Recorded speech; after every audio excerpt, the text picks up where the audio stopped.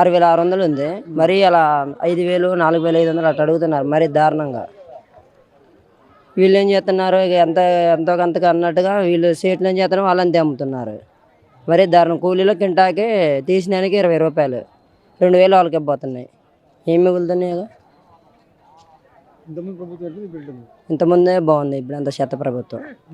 ఏం వాళ్ళు పోయినసారే కొంచెం కేసీఆర్ గారు ఉన్నప్పుడు ఇంకా అసలు వీళ్ళు మంచిగా ఉంది అప్పుడు. ఎందుకంటే ఇప్పుడు కొంచెం ఆయన అధికారులను కొంచెం బెదిరించేది. వీళ్ళు ఏముంది అసలు ఏం పట్టించుకోవట్లే. అసలు ఏం లేదు, వస్తారు మార్కెట్ తీసుకొస్తున్నారు, వచ్చిన బత్తాలు అయితే ఇంకపో అన్నట్టు మరి అట్లా పడితే అట్లా అడుగుతున్నారు. ఈ రైతులు ఏం చేస్తున్నా అంతే అమ్ముతున్నారు. ఇవి ఇలా 6,500 పట్టిద్దామని చూస్తే అసలు అడగను కానీ అడగట్లే.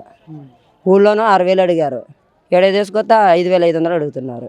ఏముంది ఘోరంగా అడుగుతున్నారు. పత్తి రఘు నా పేరు, మిగలుతండ కారేపల్లి. 2 ఎకరాలు 19 బస్తాలు తీసుకొచ్చిన. రేట్ ఏం లేదు, 6,000 అడుగుతున్నారు. ఇంకేముంది కొత్తది మద్దతు ధర జెండాపాట లేదు, ఏం లేదు, అడ్డగోలుగా కొంటున్నారు. ఇంటికాడనే 6,000 కొంటున్నారు, ఈడ వచ్చేది 6,000 ఈడ చెప్పే పరిస్థితి లేదు రైతులది. ఘోరంగా ఉంది. ఏం ప్రభుత్వం అయినా అంతే తగలబడుతుంది. డిమాండ్ ఏది రేటు పెట్టాలి, మద్దతు ధర ఇవ్వాలని. ఎందుకు పెట్టట్లేదు మరి, అది కూడా మాకు అర్థం కాకుండా ఉంది రైతులకి.